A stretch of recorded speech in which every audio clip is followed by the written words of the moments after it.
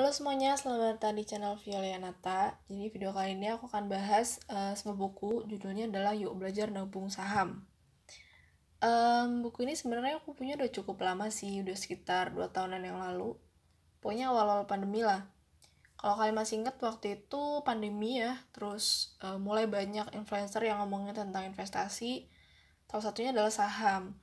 Nah, menurutku tuh kayak sejak saat itu ya mulai banyak orang yang tertarik. Aku sendiri juga baru pertama kali tahu.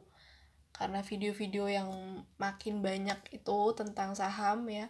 Ya buat influencer yang bermunculan, influencer investasi kayak gitulah. Nah, aku sebenarnya tertarik dan belajar juga lewat video. Cuma kalau lewat video itu gimana ya? Aku itu tipikal orang yang susah untuk belajar sesuatu secara audio ataupun audiovisual. Jadi lebih mantepnya itu kalau baca gitu. Akhirnya aku nyari-nyari buku apa sih yang bisa buat pemula gitu, karena aku juga bukan tipikal orang yang suka baca buku non fiksi dan buku berat. Aku jadi harus hati-hati gitu milihnya, takutnya kan dapat buku pertama bikin pusing terus nanti malah menyerah gitu ya. Nah, setelah nyari-nyari akhirnya ada salah satu kakak tingkatku yang merekomendasikan bukunya Ryan Filbert. Katanya sih dia pernah lihat seminarnya gitu lah, meskipun belum pernah baca bukunya gitu. Akhirnya aku lihat, dan kayaknya ini yang paling sederhana, maksudnya yang paling dasar gitu lah. Akhirnya aku beli buku ini kayak gitu. Nah, covernya tuh kayak gini ya, cukup apa ya, sebenarnya nggak terlalu plain sih, maksudnya masih ada kayak warnanya gitu loh, jadi nggak kelihatan tuh, nggak pusing-pusing banget. Nah, belakangnya tuh kayak gini. Ini udah lama ya guys, jadi aku awalnya juga ragu-ragu nih mau masukin di video atau enggak. Kalau kalian ingat, aku sempat unboxing buku ini tuh bareng buku yang Poor Dad, Rich Dad itulah. Nah, bareng sama itu, cuman ini emang aku simpan-simpan aja gitu, nggak berani buat dibahas. Cuma ya siapa tahu di kalian ada yang pingin belajar atau baru tertarik baru-baru ini terus masih bingung nyari bukunya. Mungkin ini bisa jadi salah satu pilihan, atau mungkin kalian bisa nyari buku yang selain ini gitu setelah kalian lihat videoku ya, karena buku investasi itu banyak banget. Aku yakin kalau kalian belum pernah tahu ini kayaknya tentang apa itu pasti bakalan bingung gitu, takutnya kalian malah salah beli dan malah bikin pusing gitu. Nah, kalau untuk isinya sendiri, pertama ya awalnya itu pasti ke latar belakang kayak kenapa sih harus nabung di saham atau diinvestasikan alih-alih cuma ditaruh di celengan doang. Kayak dulu kan ada istilah atau pepatah menabung pangkal kaya gitu ya. Tapi setelah di zaman-zaman sekarang kalau kita cuma nabung doang tuh ya potensinya untuk menjadi kaya tuh akan jadi lebih, ya gimana ya, lebih sedikit lah gitu, karena kalau kita nabung kan nggak kena inflasi dan sebagainya. Nanti kalau kalian mau baca buku ini bisa dijelaskan secara lebih mendetail nah sama Ryan Filbertnya. Jadi yang pertama pasti kenapa kok harus saham gitu ya. Terus ini ada pembahasan tentang saham itu apa, terus kenapa kok kalau kita beli saham misal nilainya bisa naik gitu ya, makanya lebih direkomendasikan untuk investasi daripada uangnya cuma ditaruh di bank doang. Terus ini ada beberapa sekuritas, jadi kalau kalian mau beli itu di mana gitu lah ya istilahnya. Terus kalian juga harus lihat sekuritasnya itu udah terdaftar di OJK atau enggak. Jangan sampai kayak kasus kemarin tuh yang rame kan, sekarang udah mulai mereda sih ya kasusnya, cuma banyak banget orang yang terkena penipuan investasi karena kebanyakan memang gimana ya, mungkin ada ikut-ikut temennya, mungkin ada yang cuma ngelihat dari influencer, oh sukses, oh kaya gitu, oh gue ikutan gitu ya. Tapi kita harus tetap belajar dulu apa sih sebenarnya si produk itu. Jangan pernah kita misalnya menaruh uang kita di tempat yang kita tuh nggak tahu itu sebenarnya aman atau enggak kayak gitu. Jadi harus dipastikan dulu. Terus ada juga mekanismenya. Jadi kalau kalian beli saham itu nggak kayak beli apa ya, nggak kayak beli bener-bener barang di tempat gitu. di tempat umum, nggak kayak beli barang di toko, tapi kan harus punya rekening saham gitu istilahnya. Di rekening itulah kita baru bisa mengeluarkan uang untuk membeli. Kayak gitulah pokoknya, di sini dijelasin kok guys. Nah terus ada juga nih golongan ini, ada juga tentang saham syariah. Terus ini kayak pembuatannya gitu ya, konsepnya. Jadi kalau kalian itu kalau kalian mau beli saham tuh gimana caranya gitu ya. Jadi rekening kamu sama rekening sahamnya atau RDI gimana. Nah ini dijelasin biar kalian tuh nggak bingung, karena memang harus pakai rekening saham gitu. Ini jelasin ini sih daftarnya gitu, daftar atau tergabung di sekuritas ini gitu ya.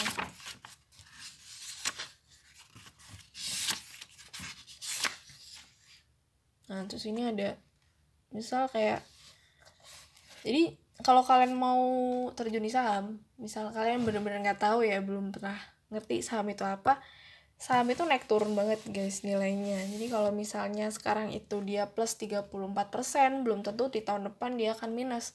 Tapi kalau kalian itu investasinya secara jangka panjang, angkanya tuh akan naik gitu. Jadi kayak grafik di sini. Nah mungkin kalau kalian nabung sekarang gitu ya, tahun depan bisa turun, tahun depannya lagi turun lagi, tapi ketika ada angka inflasi dan sebagainya, dan perusahaannya itu memang stabil ya, maksudnya perusahaannya di komoditas yang baik, terus juga perusahaannya sehat, itu nilainya pasti akan naik lagi. Makanya saham itu direkomendasikan untuk jangka panjang, kecuali kalau kalian memang mau mendalaminya sebagai trader gitu ya. Kalau kalian mau trading saham, nah itu baru jangka pendek. Gitu guys. Oh nanti juga di sini dibahas IHSG. Jadi sumpah banyak banget istilah saham. Jadi di sini bahas IHSG juga atau indeks ya. Jadi kita bisa tahu pergerakan saham-sahamnya gitu. Apakah nilainya naik atau apakah nilainya turun. Jadi bisa mempermudah untuk menentukan perusahaan apa sih yang mau kita beli. Nah ini beberapa kode perusahaan yang tergabung di Bursa Indonesia ya. By the way ini ngomonginnya Bursa Indonesia, jadi kalau kalian nyari perusahaan-perusahaan luar negeri, buku ini tuh nggak bahas. Ini kalau misalnya bingung ya, jadi aku pertama kali buka sekuritas tuh juga bingung, karena nama perusahaannya tuh disingkat semua. Dari mulai Unilever misal ya, terus ada Niasi, ada Antam, ANTM, Sido, pokoknya disingkat-singkat semua. Jadi kalau misalnya baru pertama kali masuk di lihat-lihat sekuritas tuh bingung pasti. Nah gitu sih. Nah ini kebanyakan sih ngomongin soal misal mau beli saham ya, pilih sektor apa yang bagus, terus gimana cara menentukan mana yang harus dibeli dan sebagainya. Itu sih guys untuk isinya. Nah sekarang aku akan bahas kekurangan dan kelebihan buku ini. Jadi tadi isinya secara garis besar ya, aku nggak bisa ngejelasin detail di video karena memang menurutku sih lebih afdol kalian baca langsung gitu, biar nggak ada salah tafsir atau akunya salah ngasih penjelasan gitu ya, karena ini salah satu topik yang cukup berat dan cukup berbahaya jujur menurutku. Kalau salah ngomong tuh bahaya gitu. Nah sekarang ngomongin kekurangan dan kelebihan. Di kelebihannya dulu, kalau menurutku buku ini tuh kalimatnya atau bahasanya itu masih gampang banget untuk dipahami. Jadi kalau orang-orang kayak aku yang menurutku ngomongin investasi dan saham itu lumayan pusing ya, bahasanya masih cukup mudah untuk dicerna. Dan inget ini hurufnya gede-gede ya, jadi kalau misalnya bukunya setebel ini kan tebel nih segini, jangan bayangkan ini buku yang padet gitu. Maksudnya dalam artian apa ya, dalam satu halaman ini sebenarnya tuh nggak terlalu banyak juga, nggak yang rapet kecil-kecil gitu loh. Jadi dibaca pun enak ukurannya. Apalagi ini kan ngomonginnya soal topik yang lumayan berat gitu. itu untuk bahasa dan untuk ukuran hurufnya. Terus untuk isinya, menurutku ini cocok banget buat kalian yang bener-bener nggak tahu dasarnya. Kayak aku waktu itu. Aku waktu itu cukup dengar-dengar istilah misal dari video atau dari investor-investor dari Instagram gitu ya. Cuma masih nggak ngerti bener-bener dari awalnya, latar belakangnya tuh kayak masih belum paham. Nah, buku ini menjawab itu semua. Jadi kalau kalian nggak tahu, kayak aku waktu itu kosong gitu ya, atau kalian punya informasi yang sepotong, buku ini tuh kayak bantu kita untuk merangkai semua informasi itu, jadinya oh paham alurnya tuh kayak gini, oh ternyata saham itu begini loh gitu. Terus ya itu sih kalau buat pemula, istilah saham, konsep saham, terus cara untuk lihat saham gitu ya, misal mana yang bagus grafiknya, kita harus lihatnya kayak gimana. Nah ini cukup membantu. Cuman kekurangannya, ini sekarang kekurangan, mungkin karena ini bukunya itu cukup lama ya, kalau nggak salah ini terbitan harusnya sih sebelum COVID. Ini cetakannya Februari 2021. COVID waktu itu 2021 juga kalau nggak salah ya, cuma bulan Maret pertama itu tahun 2017. Oh ini nih, cetakan pertama tahun 2017, berarti lumayan lama gitu. Sementara waktu tahun 2017 aku nggak tahu sih ya, kalau aku nggak ngerti, tapi sejak COVID itu banyak banget sekuritas yang bisa kita akses lewat aplikasi ponsel atau aplikasi di Android gitu. Aku salah satu yang pakai. Nah, mungkin karena buku ini buku tahun 2017, jadi menurutku kurang up to date gitu loh. Nah, di sini kan contohnya tuh lewat website gitu ya. Sementara kita udah pakainya sekuritas di HP. Jadi sebenarnya ini menurutku kurang membantu aja sih kalau aku sendiri ya. Aku malah bingung ketika ngeliat tutorial di sini, karena di sini dan nyatanya tuh kayak beda gitu loh. Terus juga di sini sebenarnya diajarin sih cara ngelihat misal kayak sektor yang mana, cuma aku masih butuh sumber lain jujur waktu itu untuk mana sih ngelihat mana sih perusahaan yang kira-kira bagus gitu loh. Jadi buku ini tuh nggak cukup kalau menurutku, harus nyari buku yang lain gitu. Jadi kalau kalian mau trading juga menurutku ini kurang membantu lah, istilahnya kurang lengkap gitu ya. Kalau menurutku ini memang benar-benar buat kalian yang masih bingung sih itu saham apa, gimana caranya belinya gitu ya, atau konsepnya gitu loh. Oke, gitu aja sih menurutku, itu aja sih review dari aku tentang buku ini. Secara garis besar buku ini sangat membantu buat aku sendiri. Aku pribadi tuh sangat terbantu untuk memahami sebenarnya saham itu apa dan gimana cara kita untuk memahami itu semua ya. Karena yang namanya investasi saham itu nggak akan ada habis-habisnya untuk kita pelajari. Apalagi sekarang udah mulai banyak orang yang ikut investasi, terus banyak juga perusahaan yang IPO, banyak juga sekuritas, jadi kita harus terus-terusan belajar.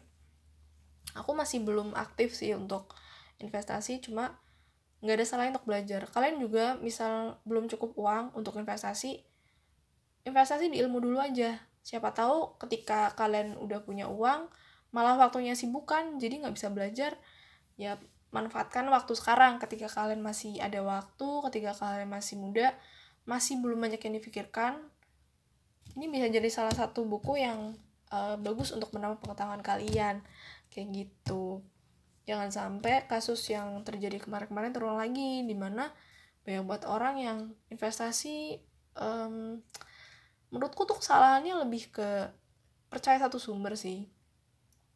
Nonton video tuh bagus, apalagi untuk belajar itu bagus, cuman ada kalanya kalau yang kita pertaruhkan adalah uang, kita perlu belajar dari berbagai sumber. Jangan cuma dari satu orang, jangan cuma dari satu video, jangan cuma dari satu buku. Aku juga nggak menyarankan kalian untuk baca buku ini doang terus berhenti gitu ya. Coba baca buku-buku yang lain untuk menambah pengetahuan juga. Ini aku sarankan buat kalian yang benar-benar buta apa itu saham dan kalian mau belajar dari nol kayak gitu. Oke, cukup sekian untuk video aku kali ini. Kalau kalian suka, jangan lupa klik like, subscribe, dan share. Dan komen juga di bawah kalau kalian suka video ini, atau misalnya ada yang mau kalian tambahin, atau ada yang pernah juga baca buku ini dan mungkin mau menambahkan sesuatu di komentar, silahkan. Kayak gitu. Oke, thanks for watching and see you in my next video. Bye-bye.